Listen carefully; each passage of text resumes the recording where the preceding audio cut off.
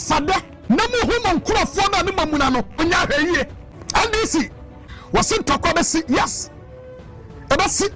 because we are say penifo said your potoma ne fienti so de bebo matibia di o adidi janu muna na nam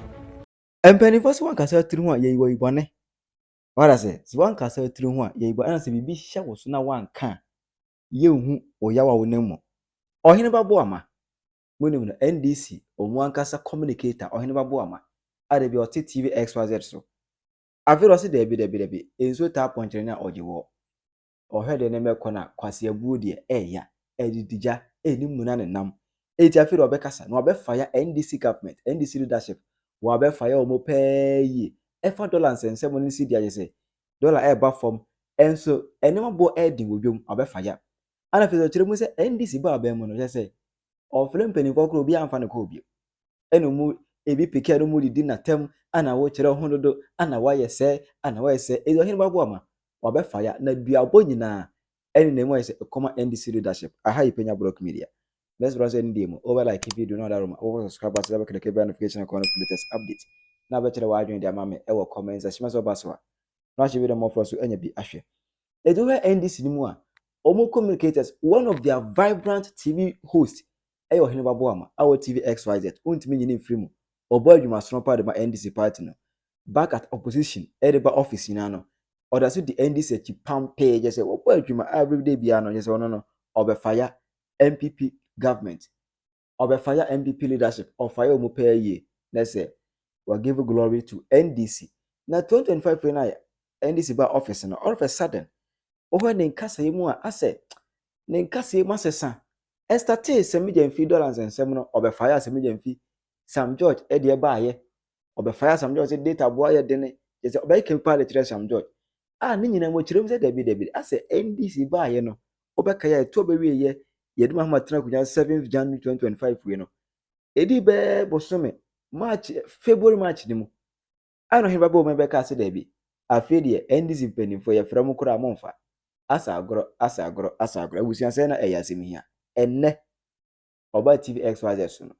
wan fans pe o kirem se ndem penifo no mo ye no man hwia mo be kofie akwakosu nyansa a o kirem se penyini bi eyade bi kire na penyikro de abusian Oheneba Boamah adome ni nyina ke kana adwa kire tantan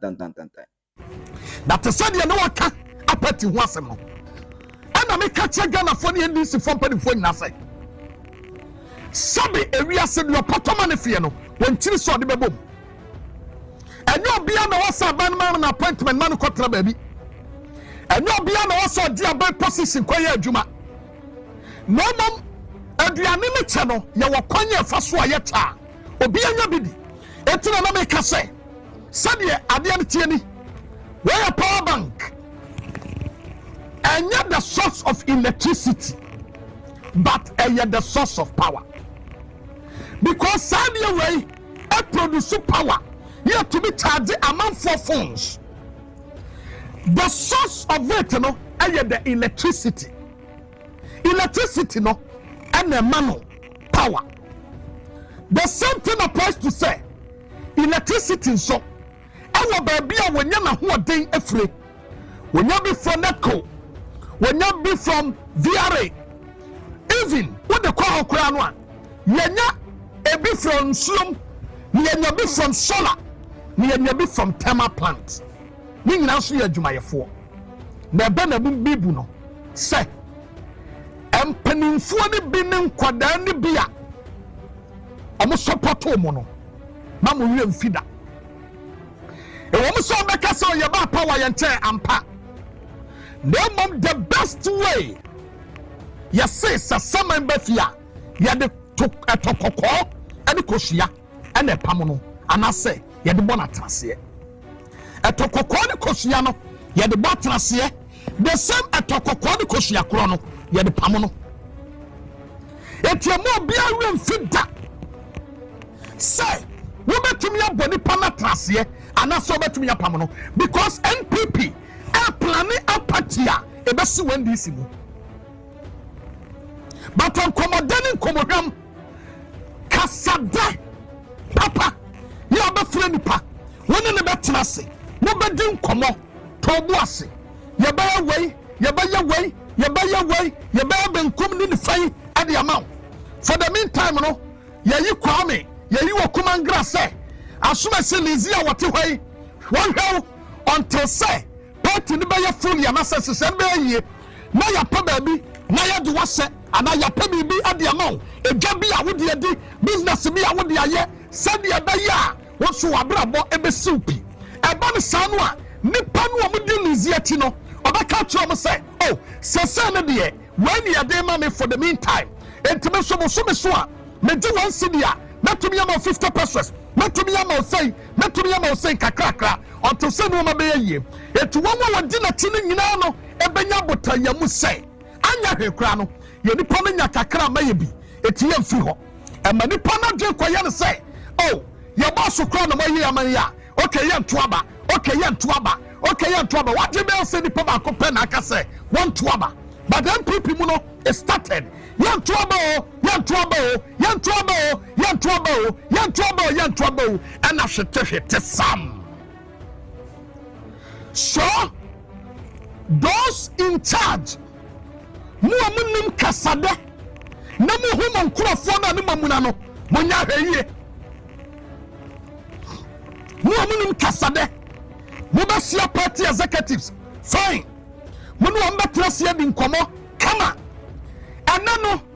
let me tell you something look ɛnɛ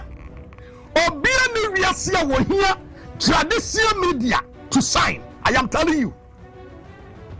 ɛnɛ you don't need traditional media to see at the TV so high you don't need it you can't say your TV no ɛkɔ the social media is very powerful and a very powerful tool eti nipa no betumi akasa ane mekura no okay mampem ba bi ntra bɛyɛ ma edia o social media wani bate no na enuoma was scattered wɔ grounds no oyam bɛsew NDC munhyia sadeɛ wei yɛba wɔ bosome nan bosome numuni party ni nyini israel aha nti munyɛ ne yie te sɛ afenwoma kenkaayɛ no wɔse ntɔkwa bɛsi mo man ntɔkwa nsi wɔse ntɔkwa bɛsi yes ɛbɛsi because for the meantime yɛ kasa yi yɛwɔ nkurɔfoɔ bebrɛma yi wɔ mo ti a wɔn nya race yi a ɛbɛkɔ bi wɔn bɛkɔ obi ama ne din bato nam grounds a wote wɔn yɛ known ɛne wɔn nyɛ known obi anim and bi mu ha politically they are dangerous you can't just joke with them or you can't trust them eti asɛm ɛbɛtumi yɛka ne nɛ ɛne sɛ yɛka bi yɛ mo ntie baabi asoro no a mo tie no mo ntete nsɛm wɔ fam si yankɔte fam a mɛka bi a mo nte eti mo tutu nneɛma yi anoma yɛ ne ntam mo ma nipa muna mo ma nipa bu mfu mo ma wɔyaw mɛhyɛ nipa mu ɛba ne saa no a wɔtena nipa no bɛgyina baabi no wobɛka kyerɛ nipa no wobɛpagya wiase nyina de ama wo sɛ afɛnwoma akenka asɛm bi sɛ wopa ma ɔmo nkyekyɛ sika biara let them buy all the media but it won't save them that is politics asɛmpa na ɔka kyerɛ mo no saa nneɛma wei ɛsi wɔn pipi mu wɔhoyɛ wɔn mo tumfo wɔn nteɛ ɛna nnɛ ɛbɛti wɔn mo eti NDC aba a ɛnsa sɛ mo ma ne yɛ sɛ gyama yɛwɔ 110 pɛ to go wate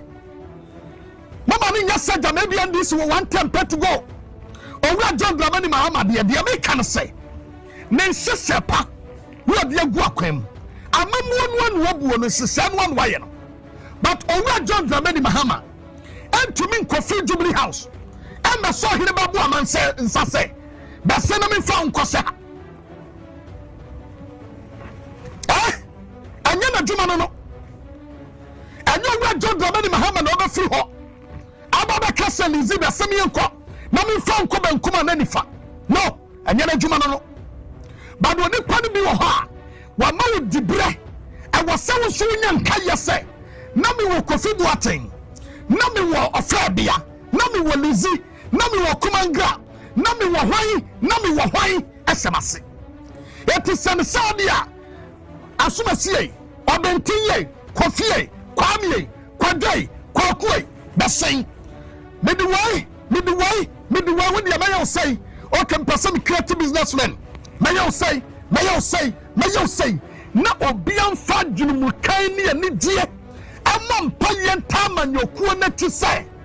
mayade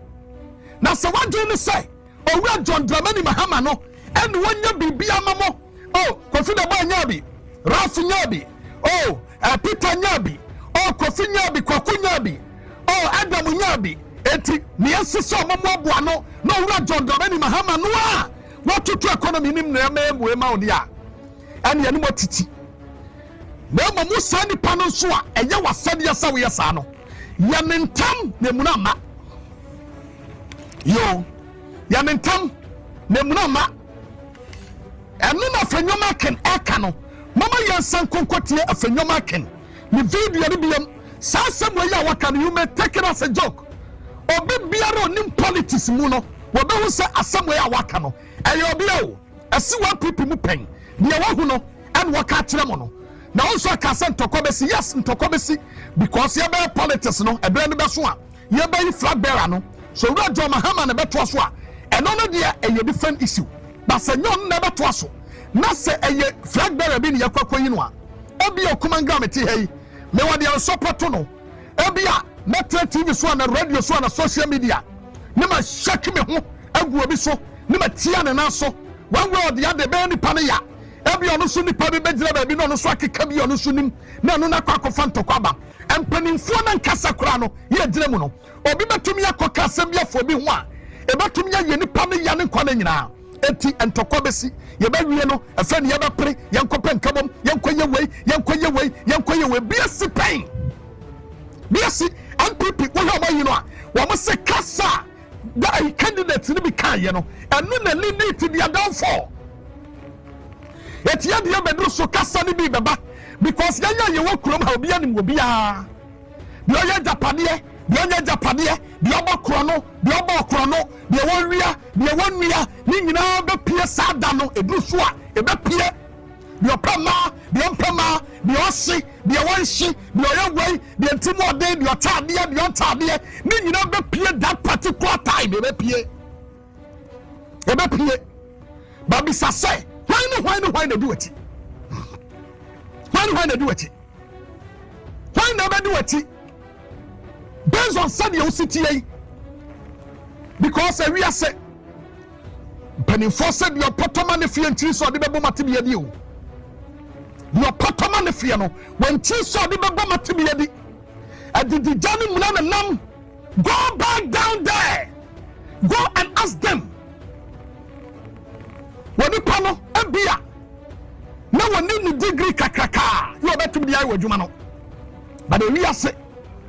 and ya krata man for to talk to ya. And I'm what degree where ya man for call baby cocoa judge na ha. Be cram classroom that. You are the mama man for the debut. Obi ha. And now you na cocoa degree holders. Now will be a cocoa yes juma no. Why should I better jam no party? It's your possible jam. You are possible gradium. Near the Bia Quasasias, near the Bia Quaha, near the Bia Quaha, yes, Munam Kamua, ye Danny B, and the sea radio so, yes, also what the Awayano, what the Ano, no bit TV so, near Defender, near Block, near Muvino. Never Mamma Conquer said Jamabia, the Ebrusono, and your papa now, Mammy and Juma, and Alba, and any probable premier to just say, well, bound timber who are bad and said Wakano. Politics, you're calling that way, a blue sword upper to what happened. I'm not for some car. What about Cassa? Somebody want. I'm not for some cow. I'm not for the Cassapa. Because anybody who say the first NDC Oheneba, you were part of it. You were part of it. Now when you did come on, part to the core position for 8 years. We live a better life every year. Now we launch a brand new car. I'm not for who you might be. But for so with the other year. My party somebody you was sent to the bread. And all who are more money being on one muna. I said the pano crown who bang 1 person hunwa. Massa. What you can Namunti? Namunta Namunya Jenny Hunting. Say I am CEO. And I am say, Etian Kamasam. A brand vessel. What my son from war. na be kwa to omo a wo to aba no na wo kala sem wi ya bo tutuo so ko be for bodyguard dey do ati they will not beat you but we be huro ho no piako etimom ye tutu no ma ye afanyoma kala sem o kai ne nyagudie if really say NDC really say anya one time pe na mo hwehwe na power no mo twehwe no mo pese mo sustain dia and your first time way and after time and your time mo do support the grassroot mo do support party ma and now me no ka say send it to dollar oka even go dia kra anya kra no $1 and 10 cedis 35 pesos but go to abaso kan na komisa no amabo na hwe ba bia no amabo da so gina still na yente so adaso konkon ho it is NDC were businessmen 20 awa baso akanya akaba na ma from no mo no matrase mo tete so ya pase ya boam enu ma ne kura na mo de beba no wo yi aditi ne kura no ya be ho bia mamo said ya be ya betumi yi no ma ni matumi ya tutu economy no na economy na tumi akoso mo tase na misam ho sai mi padu no sai no matumi no makasa na why ana ba from Benjamin Tetiado why PRO aboso Casper Presidents Association babi say teti babo tibe ka say aya no kre ya teti no maso but a lot of nipa na aboso ka no majority of them are MPP for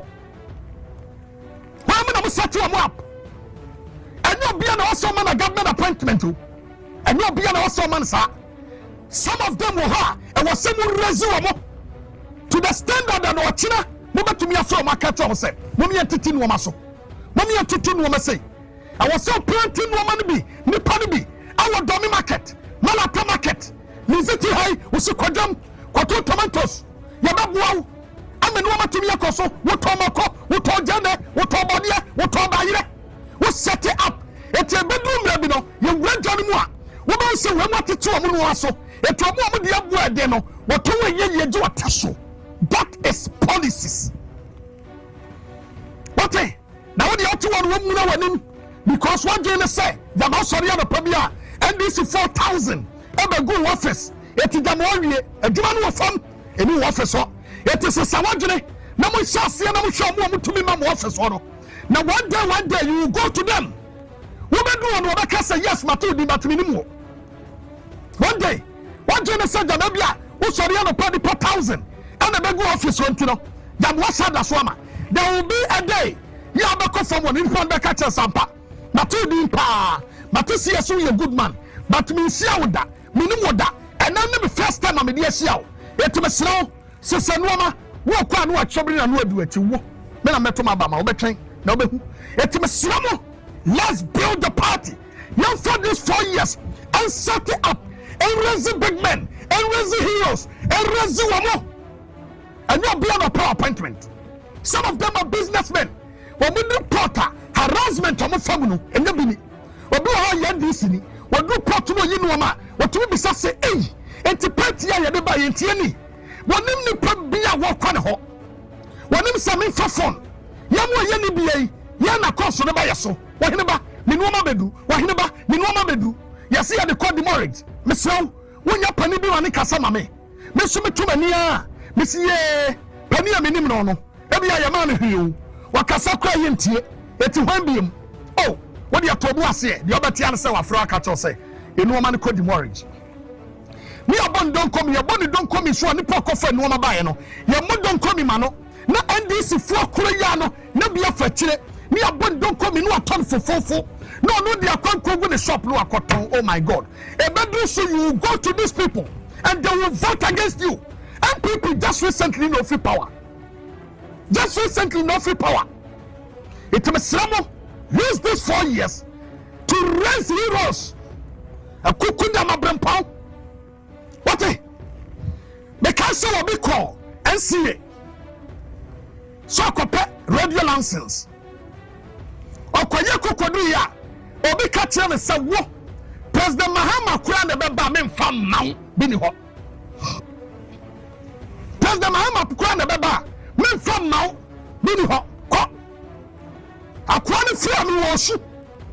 wo fia mi wo su wo fo hene ba asama ya ka kire me no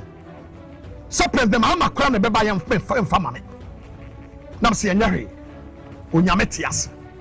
besenko and the social media nti obi atumi ye bi mane ye itu sa nipa we kwa na kokoduru ose wakodi pa we kurom so kwaye campaign a wokoye kokoduru apɛ no aka kyerɛ sa kwa we nam kɔ ne ho no a woka sa asɛm no kyerɛ me no please mama yantra sem tutu no mayi wate e ma mo fa fa nyoma kana asɛm a waka ne te sɛ ɛyɛ tra bi kake always opposition the kind of kure ya baba tra ya kind of kure tira na ya manfo ya bete sa na obi kotra ba bi keka nkwase asɛm sɛ Oheneba Boamah wa kind of kure do obam wo first kwa me hwenanim me ha CCTV mu so do kura na te ne ho ano a me mpie mpo me ma ye mfrɛ no mpo obetra ho apram se nyame ntwia oka na apra na nku wo ba bi yawote no aboafunu me de me nkwa na to wo ko prison na utumi kotra ba bi yawo no na aka sɛ jama be office me so mi si woda wate nkwase asɛm mo ne na mo keka nyina yɛtete but ma wonya wadwe sɛ na me okuma gra bisa sɛ NDC eba power nipa sɛn and ma kɔ no office metumi atra account number 1 Nura Julius Debra ma kɔ no office 3 times one on the office me kɔ 100 times me boss no sɛ hia me amekɔ akɔgye me kɔ so a chief to me pamo me o pam me kɔ ade tia me sa akɔgye o pam me din na me sa akɔgye o kyerɛ me just chief me just sa o pa ba kɔ amegye obi agɔkɔ me be fia me de me kɔ akɔgye ne da bia me boss no megye we ya me fu mu a one of the Fìres kwatro fosu ma kɔ no office mplemie no one of Emmanuel amakofi bu ma kɔ no office once many of Sami Jenfi ma kɔ no office baako Sami office makɔ sa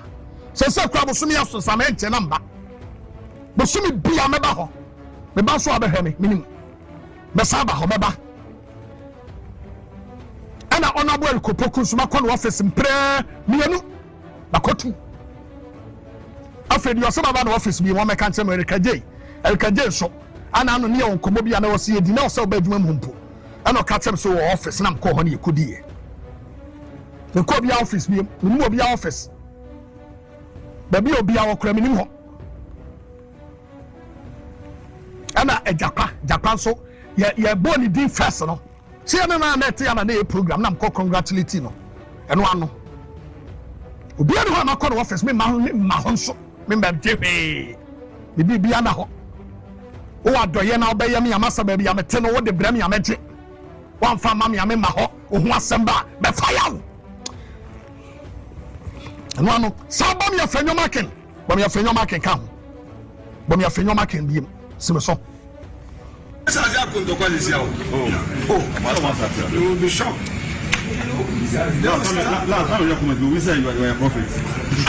They will start from, look, every single thing. On the against here, you realize that they would even do worse thing. Supposing they will have a leadership issue. Mahama has only one term, so you would have to bring a new leader. That is where you will also see that no problem. Apathy 2028, the apathy will come to them, to their side. If you look at the turnout, even in Volta, so almost a Ashanti region, we recorded only 67% turnout. They even had 65% turnout in Volta. Now with power, their apathy level would even be worse. Do you get what I mean? Greater Accra with all the noise, the Greater Accra percentage turnout is 55%. That is when our own base did not even vote. Nobody in the party should be worried. You go into any government or coalition, apathy no against you. So we just have to stick together. Make our party attractive. That's it. Bring more people on board. Yeah, they can share all the money they will have in the world. They can think that they will buy every media house, so be it. Encourage them to come out and vote. Time will expose all of this. Yeah. Very good. Afenyomaken and Wakasan so and Pennyfor say a word to a wise is in the north. It will be quack so and no. So when is a more Oheneba Boamah ebidwedwemu edegu from efa NDC government omu leadership omu ho. Tira wadwema me ewo comment section. Penyah Block Media. Background.